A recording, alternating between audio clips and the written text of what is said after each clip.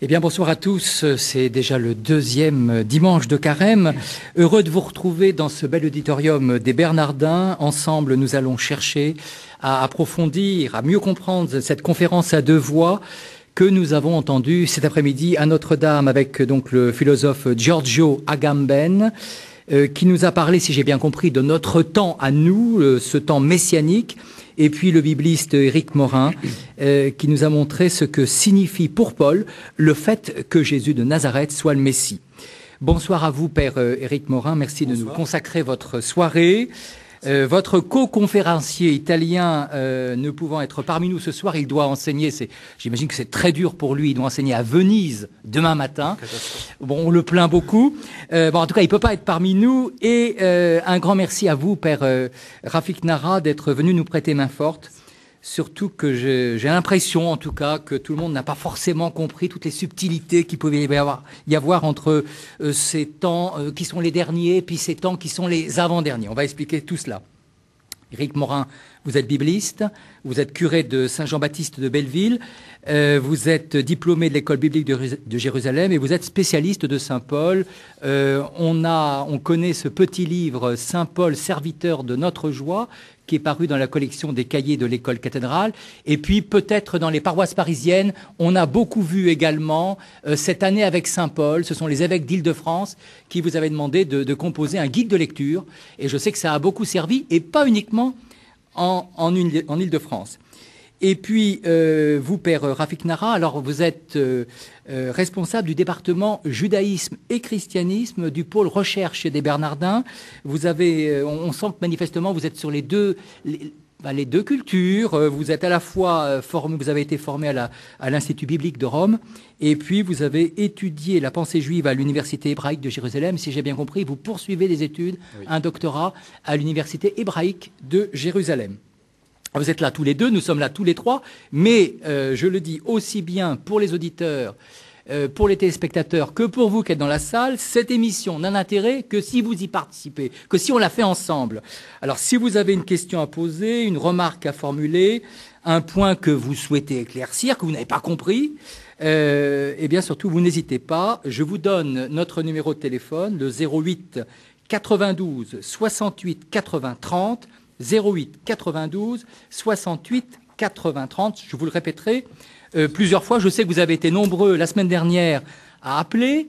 On n'a pas pu tous vous prendre. Cette fois-ci, on va essayer de faire mieux puisque notre émission se poursuit un petit quart d'heure de plus. On est ensemble jusqu'à 22h15. Je propose qu'on commence par revenir sur la conférence du philosophe italien. Alors, c'est manifestement consacré à ce temps messianique, ce temps qui n'est pas le temps de la parousie, qui est le temps que nous vivons actuellement. Est-ce qu'on pourrait revenir un peu sur ce temps messianique? Comment est-ce qu'on peut essayer de le définir, Père Rafik Nara?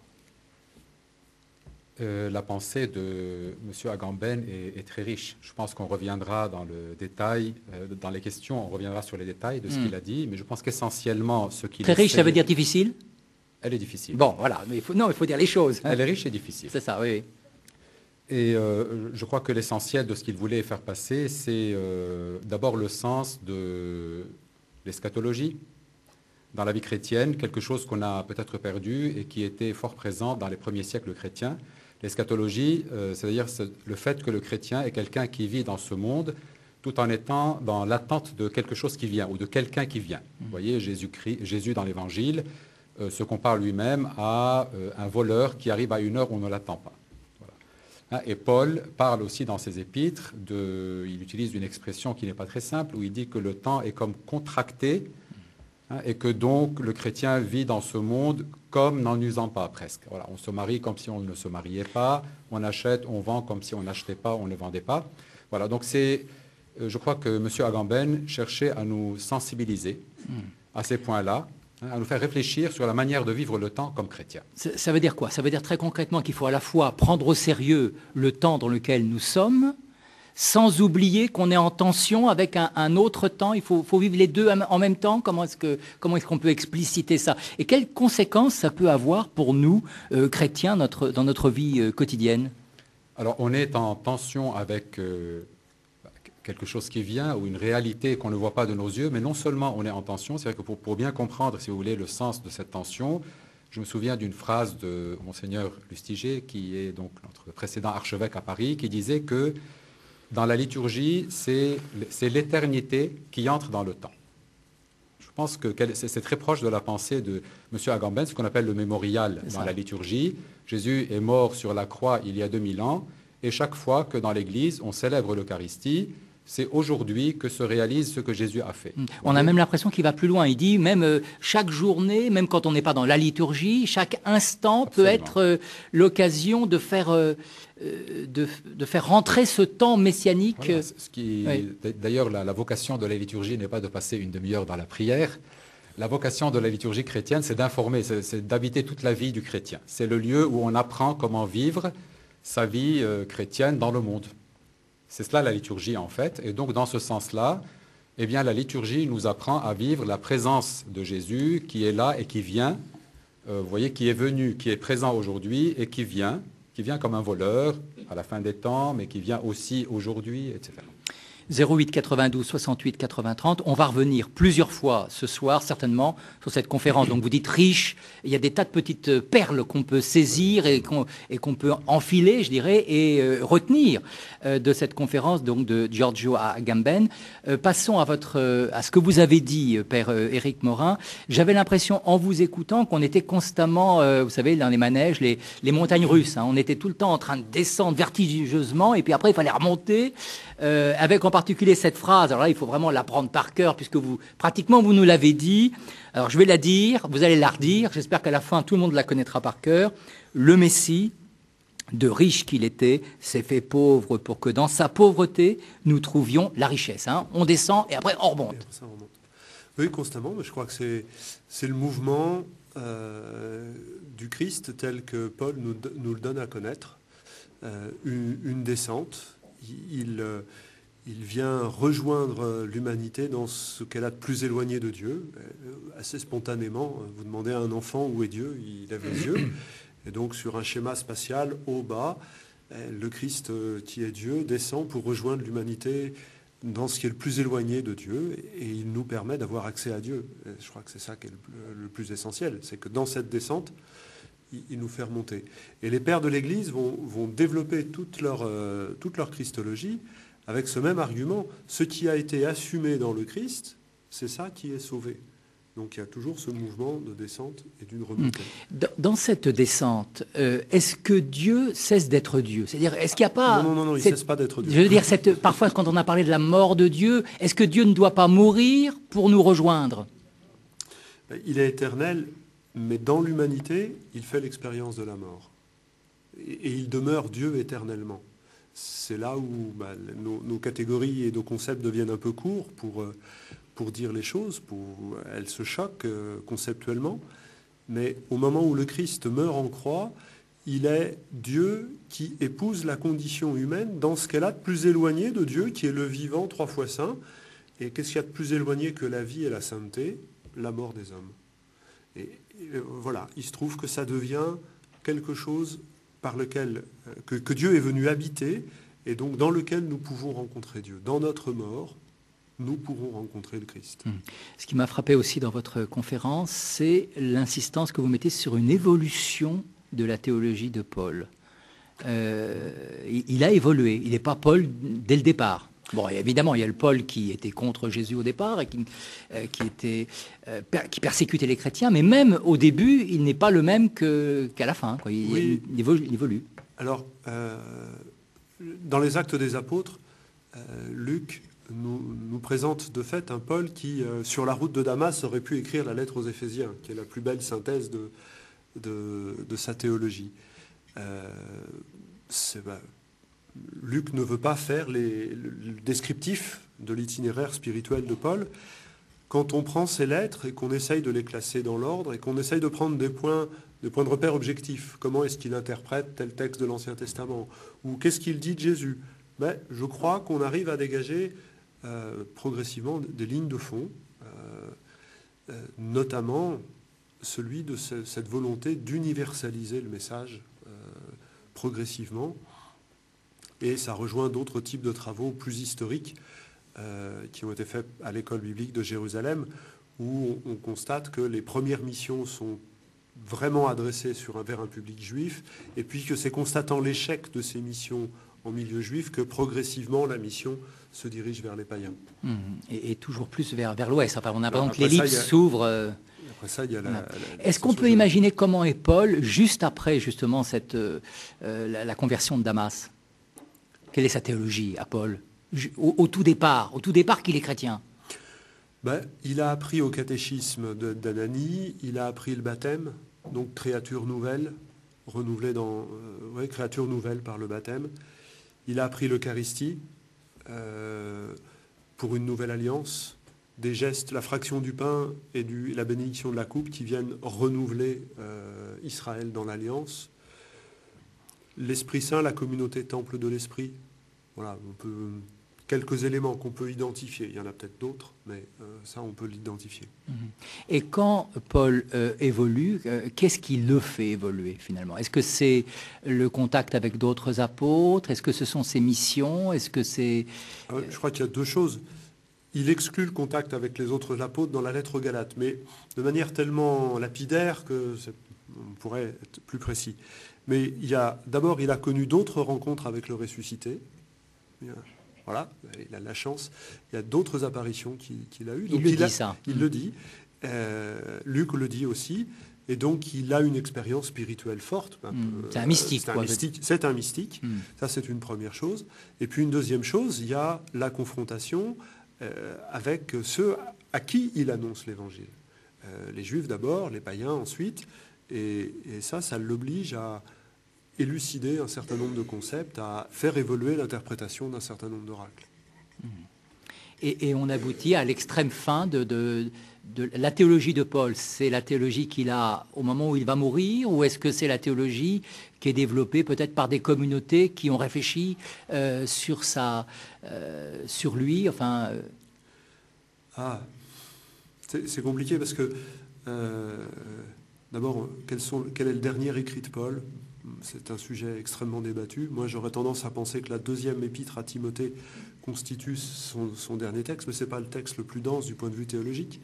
Habituellement, les exégètes font de la lettre aux Éphésiens la lettre d'un disciple qui, justement, avec un pas de recul, réussit à faire la synthèse de la théologie paulinienne. Et alors, du coup, le grand élément fort, c'est celui de voir le Christ, la tête d'un corps, et que ce corps, c'est pas simplement nous, communauté chrétienne, mais c'est le cosmos tout entier. Et donc, là, je crois que l'aboutissement, qu'il soit de la main de Paul ou prolongé par ses disciples, l'aboutissement de ce mouvement-là, c'est un Christ cosmique. Je vous redonne notre numéro de téléphone, 08 92 68 80 30. On va peut-être prendre la première question. On va prendre Jean-Pierre au téléphone tout de suite, et puis on aura après peut-être Daniel dans la salle, c'est ça. Voilà, Jean-Pierre, vous pouvez poser votre question. Vous êtes notre premier auditeur ce soir. Bonsoir Jean-Pierre. Oui, bonsoir. Allez-y, posez votre question. Bonsoir. Alors, ma question est la suivante.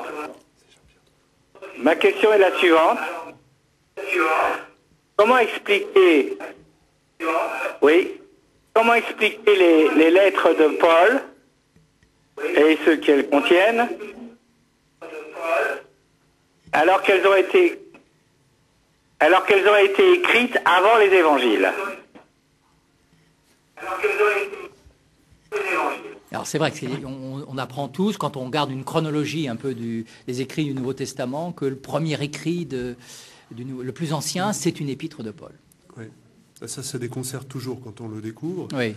Et c'est une bonne question qu'il faut vraiment prendre à bras-le-corps, parce que ça explique, et en même temps ça augmente l'âpreté des textes de Paul. C'est-à-dire que le travail que fait saint Paul dans ses écrits, c'est d'inviter les communautés chrétiennes à centrer leur foi sur Jésus-Christ mort et ressuscité. Les épisodes de la vie de Jésus, il y a quelques allusions très très fines, 4 ou 5 tout au plus. Je mets de côté l'Eucharistie, bien évidemment. mais le Christ, la foi qu'il nous propose, ne repose absolument pas sur le récit de la vie de Jésus. Et alors, du coup, il faut inverser le propos. C'est dire, c'est la théologie de Paul, c'est l'enseignement de Paul qui doit guider notre manière de lire les évangiles.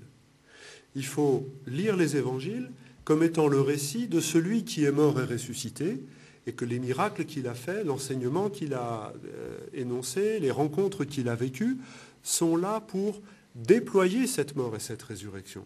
Et il y a vraiment une leçon à apprendre dans la lecture des évangiles que nous affectionnons de lire, en se disant, les lettres de Paul ont été rédigées avant. Ça doit pas tant modifier notre manière de lire les lettres de Paul, mais plutôt, comment lisons-nous les évangiles ? Est-ce qu'on croit en Jésus parce qu'il a multiplié les pains ? Et de fait, c'est plutôt un beau geste. Ou est-ce qu'on croit en Jésus mort et ressuscité, dont la force s'est déjà déployée dans la multiplication des pains ? Et du coup, je peux comprendre autrement l'actualisation de ce miracle. Mais ce que vous dites là, c'est pas relativiser d'une certaine manière le récit évangélique? Alors en disant, on pourrait se suffire des épîtres de Paul qui nous donnent un enseignement théologique. Alors, si on pouvait suffire des épîtres de Paul, l'Esprit Saint n'aurait pas fait les évangiles. Non, mais c'est vraiment un principe herméneutique. Comment est-ce qu'on va lire les évangiles? Est-ce que c'est une belle histoire qui aurait pu mal se tourner et qui se finit bien? Et si on regarde bien, alors je ne sais pas si on a le temps, mais par exemple, prenez l'évangile de Luc. Première fois qu'on parle de Jésus dans l'évangile de Luc, c'est l'ange Gabriel qui parle à Marie et qui énonce tous les titres. Jésus, fils de Dieu, fils de David, il sera le trône de son père, on a tous les titres. Et donc nous, le lecteur, on entend dès le début tout ce qu'on sait sur Jésus. Et puis très progressivement, le récit déconstruit tout cela jusqu'aux disciples d'Emmaüs. Et là, les disciples d'Emmaüs, ils disent exactement comme nous. Nous avons entendu dire que des compagnons avaient entendu dire, que des femmes avaient entendu dire, qu'un ange leur avait dit qu'il est vivant. On se retrouve dans la même situation que les acteurs du récit. Et donc les évangiles synoptiques font le même travail, de manière narrative, pas de manière discursive comme le fait Paul, de conduire notre foi à travers le récit de la vie de Jésus pour croire en Jésus parce qu'il est mort et ressuscité pour nous. Les gestes qu'il pose avant sa vie, les signes qu'il nous offre, sont là pour donner de la chair à cette mort et à cette résurrection. Jésus serait mort et ressuscité sans rien avoir fait, sans rien avoir dit, on ne le saurait même pas. 08 92 68 80 30. On passe maintenant à la salle et avec une question de Daniel, si j'ai bien compris. Bonsoir Daniel. Bonsoir. Alors, allez-y. Ma question est toute simple. Dans les évangiles, on nous dit bien qu'il est bien écrit que le Seigneur a accompli plein d'œuvres. Il a ressuscité les morts, il a guéri des malades, il a donné du pain et du poisson à plusieurs milliers de personnes, alors qu'il n'en avait que 4 et 7 pour le pain et les poissons. Il a guéri des maladies qu'on ne pouvait pas guérir, la lèpre par exemple. Dans l'évangile de Marc, on nous parle de ce lépreux qui a demandé au Seigneur de le guérir parce qu'il était loin de la ville, il était impur. Ce n'était pas un païen, c'était un Israélien, un Israélite. C'était un cousin de Jésus, c'était un juif. Alors, pourquoi, malgré autant d'œuvres, puisque Saint Jean nous dit, en conclusion de son évangile, que le Seigneur a accompli tellement de miracles qu'il est impossible de les rappeler tous par écrit. Alors pourquoi, depuis plus de 2000 ans, par rapport à autant d'œuvres que le Seigneur a accomplies en terre d'Israël, le peuple d'Israël n'a-t-il pas encore reconnu en Jésus?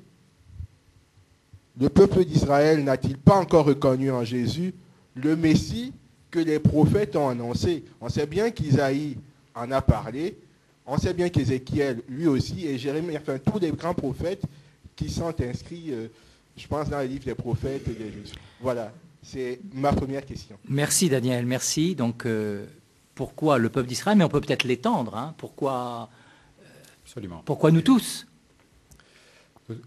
Quand on parle des miracles de Jésus et des signes qu'il a accomplis, on a eu tendance parfois à en parler comme de preuves. Il faut toujours faire attention quand on parle de preuves contraignantes parce que, de toute façon, la foi ne peut jamais naître d'une preuve contraignante. Vous voyez, en mathématiques ou en physique, on ne parle pas de foi, il n'y a pas d'acte de foi. Quand on dit 1 plus 2 égale 3, tout le monde dit « Ah oui, c'est formidable, c'est d'accord ». En matière de foi, il y a des signes. On parle plutôt de signes, ça veut dire des actes qui sont accomplis et qui signifient quelque chose d'autre. Et d'ailleurs, Jésus faisait des reproches à ses apôtres lorsque, voyant les signes qu'il accomplissait, ils en jouissaient. Et en définitive, il ne saisissait pas la signification de ces gestes qu'il a accomplis. Il a multiplié les pains une fois, deux fois. Il continue d'être inquiet. Il leur dit, mais enfin, n'avez-vous pas compris? En même temps, Jésus, dans les évangiles, on voit bien qu'en accomplissant des signes, il y a une sorte de pédagogie de la foi. Ça veut dire que les apôtres, même les apôtres, les premiers, Pierre et les 12, on voit bien combien de temps il leur a fallu pour entrer dans la foi.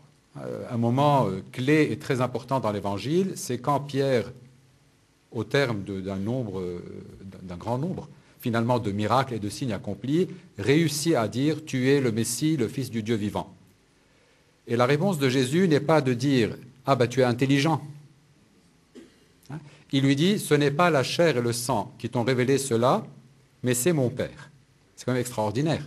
Alors qu'il y a des preuves en très grand nombre. Donc il aurait dû croire tout simplement parce qu'il y a eu beaucoup de preuves à ses yeux. Pourquoi faut-il que le Père, voyez, et non pas la chair et le sang, mais que ce soit un don de Dieu, voyez, comme Jésus dit ailleurs, d'ailleurs, nul ne vient à moi si le Père ne l'attire. Voyez, nul ne peut venir à moi si le Père ne l'attire. Donc même si je fais tous les signes du monde, nul ne peut venir à moi si le Père ne l'attire à moi. Donc on voit bien, si vous voulez, que la question n'est pas il y a beaucoup de signes, ben, ils n'ont qu'à croire. Alors ça, c'est une première réponse. J'ajouterai, il y a beaucoup d'autres réponses. Il y a des réponses, des réflexions théologiques là-dessus que fait saint Paul, mais je n'entrerai pas dans cette réflexion, car avant de compliquer les affaires, restons à des choses simples. La deuxième réponse que je donnerai, c'est que, en définitive, après la mort et la résurrection de Jésus, où est Jésus sur terre? Normalement, c'est l'Église. Et ceux qui sont appelés à témoigner de Jésus et à être l'image de Jésus, et ceux qui font qu'on est attiré vers Jésus, c'est l'Église, qui a fait des choses merveilleuses. Pendant 2000 ans, on a des saints merveilleux, et l'Église est sainte, elle a fait des choses formidables. Ceci étant dit, il est vrai que le pape Jean-Paul II a reconnu quand même que vis-à-vis du peuple juif, il y a eu tout de même certaines manières d'agir qui ne témoignaient pas de l'Évangile, le moindre que l'on puisse dire. Donc en définitive, le témoignage de Jésus et la beauté du témoignage de Jésus, finalement, n'a pas été transparent en raison de la manière dont nous l'avons vécu nous-mêmes, comme Église, comme chrétiens, voyez. Et donc, le peuple juif, on ne peut pas dire que pendant 2000 ans, ils ont eu devant les yeux un exemple merveilleux, et enfin, comment peuvent-ils ne pas croire? Vous voyez, au Moyen-Âge, hélas, je le dis avec tristesse, car l'Église, c'est moi aussi, on a été parfois repoussoir vis-à-vis d'un certain nombre de personnes par une manière d'agir. Je ne parle pas de l'Église comme telle, mais de membres de l'Église qui ont pu agir parfois, presque comme repoussoir, et donc, au lieu d'attirer des personnes vers l'Évangile, eh bien, ils ont fait que quelques-uns se sont écartés. Tout simplement, je le dis pour dire que c'est plus complexe qu'on ne le pense. Vous voyez, la question n'est pas simplement que, vous voyez, les preuves évidentes sont là, mais enfin, comment est-il possible que le peuple juif, ou comme vous avez raison d'élargir la question, ou que beaucoup d'hommes dans le monde qui ne sont pas chrétiens, n'arrive pas quand même à croire en Jésus. Je vais prolonger un tout petit peu la question. Finalement, ce temps messianique, c'est un temps où on a vraiment l'impression que du point de vue, quand on regarde les choses humainement, l'Église, c'est pas une réussite. Humainement, globalement, aujourd'hui, on ne peut pas dire que ça soit... on est une petite minorité dans ce monde. Voilà, alors vous voyez, notre pape actuel, je ne me souviens plus s'il l'a dit avant de devenir pape, donc le cardinal Ratzinger, ou s'il l'a dit après, non, je pense que c'est avant qu'il ne devienne pape, avait écrit une très belle réflexion sur cette question-là en repartant des paraboles de Jésus et en disant, en fait, quand Jésus parlait du grain qu'on sème, on pourrait comprendre cette parabole comme une parabole qui s'applique au début de l'Église. au début du temps de l'Église, et qu'en définitive, au bout de 2000 ans, quand on a semé un grain il y a 2000 ans, ça devrait être un arbre qui, de plus en plus, dans une croissance continue, vous voyez, est de plus en plus imposant. C'est ce qu'on pourrait souhaiter. Voilà. Eh ben, oui et non. Pour le salut de tous, pour les foules dont Jésus a pitié.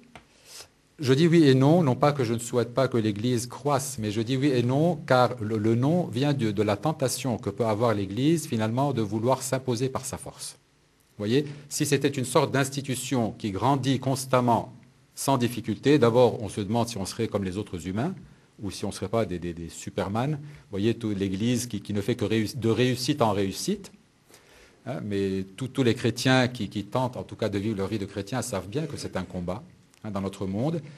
Et en définitive, ce que voulait dire, en tout cas, le cardinal de Ratzinger, c'est de dire que finalement, l'Église sera toujours comme ce grain qui est semé, comme cette petite plante. Vous savez, chaque fois qu'un être humain naît au monde, qu'un bébé naît au monde, toute l'histoire du salut recommence. Voyez, on ne peut pas rêver, on n'a pas le droit de rêver à cette Église qui pourrait être un peu coextensive au monde. Oui, vous dites non, mais... Non, mais il faut poser la question, mais la réponse est non. Bon, je retourne dans mon coin, très bien. Bon. Non, il y a un beau texte de Paul là-dessus. Oui. Qui dit quoi? Alors, pour ceux qui nous regardent et pour ceux qui sont à la radio et qui peuvent l'imaginer, je voudrais que vous regardiez, que vous voyez la Bible d'Éric Morin. Parce que ça, vraiment, ça, c'est une Bible extraordinaire. Vous pourriez la faire voir, votre Bible, parce que je trouve qu'elle est extraordinaire, cette Bible. Des pages, elle date de combien? C'est quoi? 25... C'est le résultat de combien de temps de travail, ça? Alors, non, il faut être honnête. 25 ans que je l'ai et quelques camps scouts aussi. Ah oui, alors ça peut... Donc quelques torrents dans lesquels elle a pu tomber ou... Alors, ne me rappelez pas ces choses-là. Oui. Bon, alors le beau texte que vous vouliez... Le beau verset, dans la fin de la lettre aux Romains au chapitre 11, « Je ne veux pas, frères, que vous ignoriez ce mystère, de peur que vous vous preniez pour des sages. L'endurcissement d'une partie d'Israël durera jusque soit entré l'ensemble des païens. » C'est-à-dire que pour Paul, tant que l'Église n'aura pas rassemblé tous les hommes, il y aura à côté d'elle le peuple d'Israël. Ça fait partie du dessein de Dieu que le peuple d'Israël reste à côté de l'Église pour qu'on ne se prenne pas pour des sages. Exactement ce que Rafik vient de nous expliquer. Et le Concile Vatican II, dans Nostra Aetate, reprend cette affirmation en disant « Il fait partie du dessein de Dieu qu'Israël reste à côté de l'Église, à nous de comprendre pourquoi. » Ça veut dire qu'il y a une vocation d'Israël, oui, à nos frères juifs, aujourd'hui, en tant que tels, d'être à côté de nous comme témoins de quelque chose. Et je crois qu'il faut vraiment... concevoir le dialogue avec nos frères juifs, non pas comme un face-à-face pour essayer de discuter, de savoir si l'alliance elle est vraiment renouvelée ou pas en Jésus-Christ, parce que là, on sait tous que chacun en pense, on peut se saluer de loin. Mais nous sommes côte à côte avec les 10 commandements, face au monde, et nous avons une parole à lui adresser ensemble. Et je crois que c'est vraiment ça qu'il faut chercher comme position. Mais il y a Jésus qui nous sépare d'une certaine manière, non? Qui nous unit en même temps. Oui, qui nous unit, qui nous sépare aussi, parce qu'effectivement, il y a quantité de sujets qu'on ne regardera pas de la même façon, mais il y a tellement de choses que nous pouvons porter ensemble et offrir ensemble au monde. Ça, c'est plus important. Enfin, quantitativement, c'est plus important. Oui. Je peux dire un mot. Vous savez, je pense qu'une partie de la vie chrétienne, c'est aussi d'apprendre à vivre les séparations. Vous voyez, la séparation dans la vie d'un être humain en général, tout ce qui est douleur, séparation, on a du mal à gérer. Vous voyez, on rêve toujours où tout le monde est uni. Voilà. Non, mais c'est normal, c'est humain, je le connais puisque je le ressens moi aussi. Mais c'est un fait que Jésus aussi se compare à un glaive. Vous voyez, il ne parle pas uniquement de la question juif et chrétien, même un glaive qui peut entrer des fois en famille, c'est-à-dire entre père et fils, etc. Et ça ne veut pas dire que c'est une chose qui est positive en soi, mais ça fait partie de la vie. Et je pense qu'une partie de la vie chrétienne est de savoir accepter cette réalité de la vie, de ce monde créé par Dieu, de le gérer et de le vivre comme Jésus le veut. Voilà. Je vous rappelle notre numéro de téléphone. N'hésitez pas à nous poser des questions à la fois sur la conférence du philosophe italien tout à l'heure et puis sur celle du père Éric Morin. Notre numéro de téléphone, c'est le 08 92 68 80 30. On va revenir peut-être, en attendant des questions, sur peut-être la conférence de Giorgio Agamben. Il fait une distinction entre des réalités, on va revenir là-dessus, mais je crois que c'est important peut-être, des réalités qui sont des réalités dernières et puis des réalités qui sont des réalités avant-dernières. Est-ce qu'on peut préciser tout ça? Il y a la parousie d'un côté et puis ce qu'il a appelé la paroisse, alors en donnant une étymologie un peu curieuse que je ne connaissais pas de la paroisse, comme étant un lieu où nous sommes de passage. Alors effectivement, le mot paroisse vient d'un terme grec, paroikia. Il le dit lui-même donc dans sa conférence, qui n'est pas un simple mot grec qui aurait été utilisé aujourd'hui par Giorgio Agamben parce qu'il lui a plu de l'utiliser. C'est un terme du Nouveau Testament. Saint Pierre, dans ses épîtres, lorsqu'il parle aux chrétiens, il dit qu'ils sont des étrangers et des voyageurs. Il utilise cette expression comme une autre qui est à peu près, qui est assez semblable, paroikos, donc celui qui séjourne quelque part en étranger. Et d'ailleurs, Pierre utilise deux expressions. Il compare les chrétiens en même temps à des personnes qui séjournent en étranger et à des voyageurs.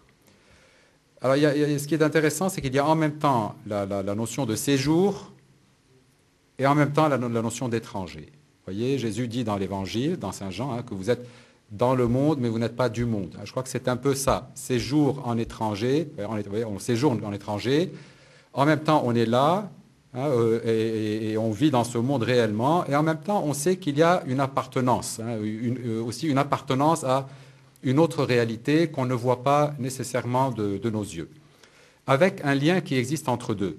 Voyez, et c'est là que je trouve l'expression utilisée par M. Agamben heureuse, en fait.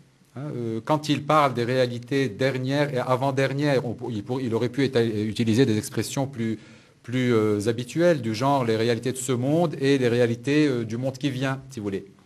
Mais le fait d'appeler les réalités de ce monde des réalités avant-dernières montre bien déjà, avant d'expliquer quoi que ce soit, qu'elles sont en rapport, elles sont déjà proches des dernières. Vous voyez, donc on vit les réalités de ce monde, non pas comme des réalités appelées à durer éternellement, mais comme avant-dernières. Vous voyez, donc comme quelqu'un qui allait, si vous voulez. Vous voyez, on est proche de la fin. Vous voyez, on est conscient. Vous savez, quand on dit proche de la fin, quand on attend quelqu'un qui arrive dans une heure, il est presque présent. Vous voyez, quand quelqu'un qu'on aime.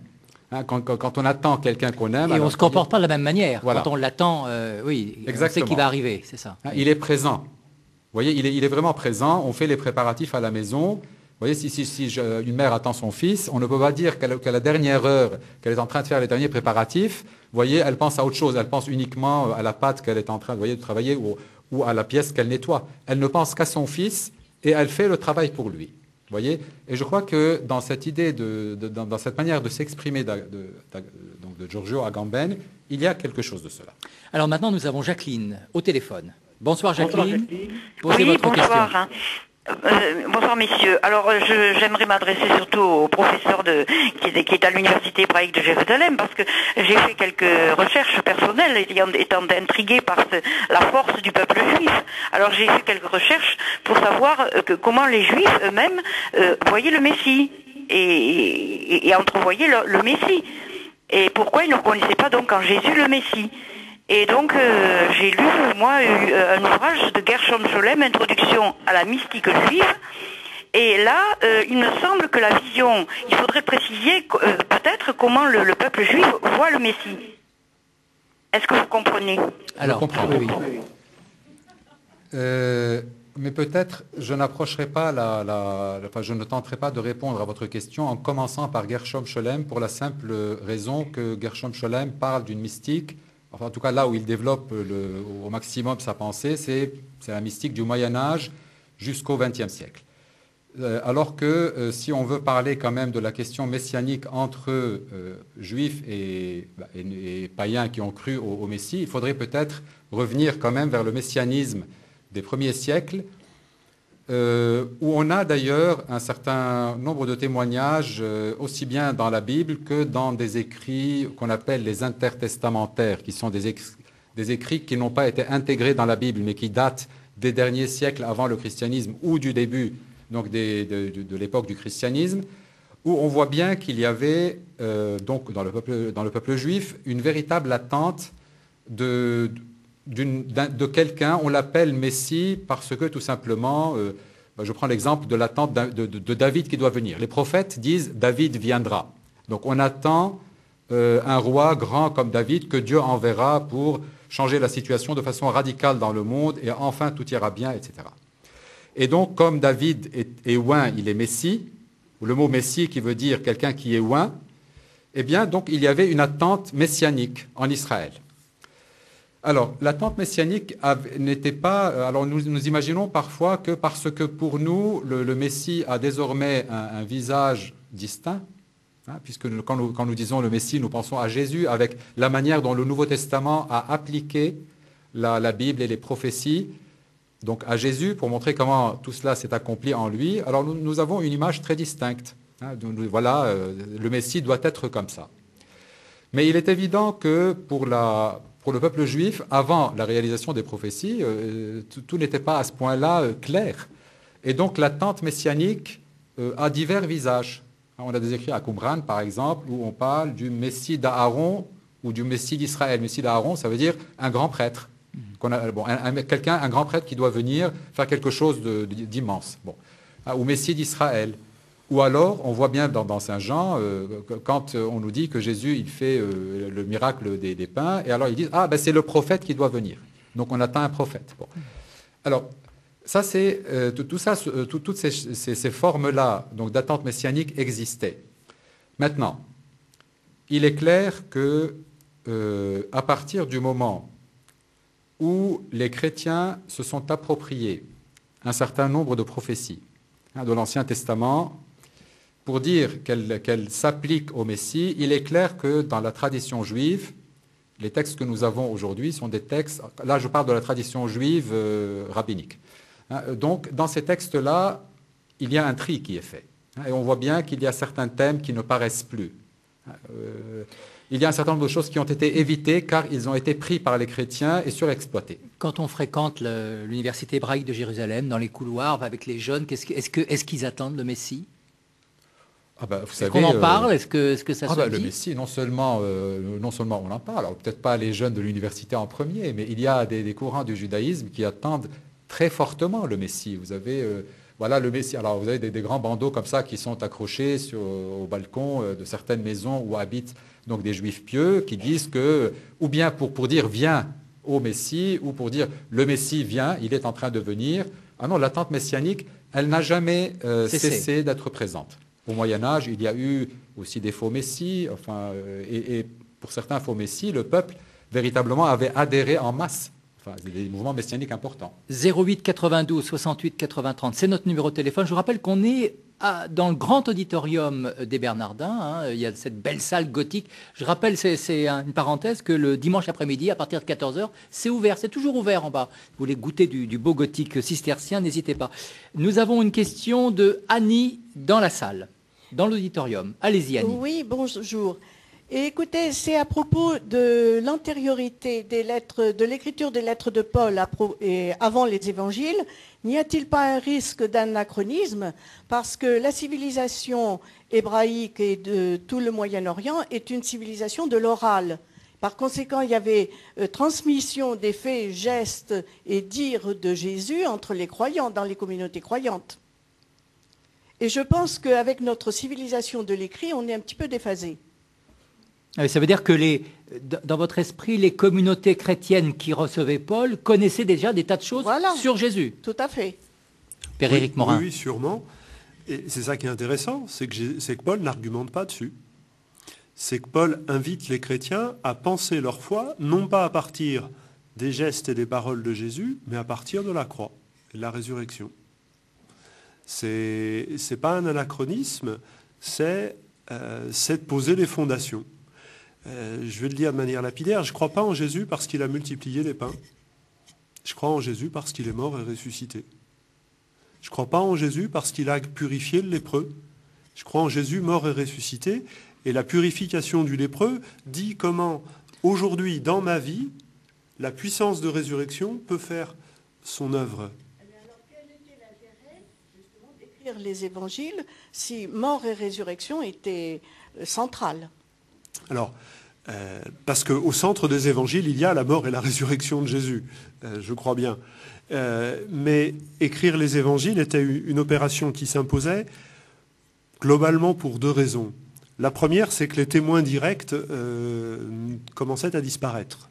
Et donc il fallait donner autorité parce que, c'est-à-dire, je pense que les missionnaires avaient des documents écrits et que la rédaction des évangiles, ce n'est pas le passage de l'oralité absolue à l'écriture, c'est le passage des notes privées à la publication. Et donc les évangélistes, Matthieu, Marc, Luc et Jean, chacun à leur manière, compilent, éditent et publient des textes qui couraient déjà. Et donc, comme les apôtres ne sont plus là pour authentifier, alors il y a besoin de mettre par écrit et de stipuler ça dans un canon. Alors, ça, c'est une première raison. Et la deuxième raison, c'est, comme le dit Luc quand il écrit son évangile, afin que tu puisses vérifier la solidité des enseignements que tu as reçus. Que tu puisses, en lisant l'histoire de Jésus, vérifier qu'il est bien celui qui a donné sa vie pour toi et qui est ressuscité. Et ça jouait le rôle d'aide-mémoire pour les communautés. Avant la publication des évangiles, des 4 évangiles que nous connaissons, il y avait des textes qui servaient d'aide-mémoire. Après ça, ils servent d'authentification. Ils prennent tout de suite une forme canonique. Ce schéma explicatif que vous donnez de la naissance des écrits, est-ce qu'à peu près aujourd'hui, tout le monde est d'accord là-dessus? Oui, je crois. Oui, je crois. Il y a un consensus? Il y a un consensus. Et puis, il y a un bon ouvrage. Enfin, Rafik, corrige-moi. Mais le Talmud et la Mishnah se construisent sur le même procédé, parallèlement, côte à côte. Le Nouveau Testament et Talmud Mishnah se construisent sur le même principe, pas le même principe herméneutique, mais de manière parallèle et avec la même chronologie à peu près. Le fait que les paroles de l'institution d'Eucharistie soient présentes dans les épîtres de Paul, quelle est cette signification? Parce que là, il y a quelque chose manifestement qui est très important pour lui. Oui, c'est-à-dire qu'une fois qu'il a été baptisé, il a participé à l'Eucharistie, donc ça a fait partie de sa vie chrétienne, dès le début. Et puis je pense que c'était effectivement quelque chose d'important on disait tout à l'heure qu'il était mystique. Je pense qu'il avait sa foi, sa relation au Christ était fortement liée à ça. Et puis il y a cette phrase, l'expression de la coupe versée le sang versé pour la nouvelle alliance. Et je pense que cet oracle de la nouvelle alliance l'a fait un peu cheminer et travailler. C'est-à-dire que dans la liturgie, finalement, Paul est finalement, d'une certaine manière, plus utilisé que les évangiles. Dans les évangiles, on rapporte aussi le c'est vrai, mais enfin, je veux dire, il y a les hymnes. Les hymnes, ah oui, alors c'est vrai que en prenant globalement, il y a des textes de Paul qui viennent de la liturgie et qui retournent à la liturgie. Je trouve que ça, c'est intéressant. L'hymne aux Philippiens, l'hymne aux Éphésiens, l'institution de l'Eucharistie, enfin oui, il y a ce mouvement-là. Mais les lettres de Paul, c'est ça qu'il faut avoir constamment. Ce sont des écrits de circonstance. Paul écrit parce qu'on lui pose une question, ou parce qu'il trouve qu'on devrait lui poser une question. Il est capable d'intervenir directement. Mais ce sont des écrits de circonstance. Et donc Paul trouve les arguments les plus forts, les plus percutants, les plus prégnants, pour répondre à la question qui lui est posée. Il n'a pas comme souci de raconter la vie de Jésus. Il a comme souci de permettre aux communautés de répondre aux exigences de la vie chrétienne telles qu'elles se posent dans sa vie. On va se retrouver dans quelques minutes. Je vous redonne notre numéro de téléphone. C'est le 08 92 68 80 30. 08 92 68 80 30. Je vous signale que le 5 avril prochain, toutes les conférences paraîtront sous le titre Saint Paul, juif et apôtre, sa personnalité et sa mission, aux éditions Parole et Silence. On se retrouve dans 3 minutes. 08 92 68 80 30.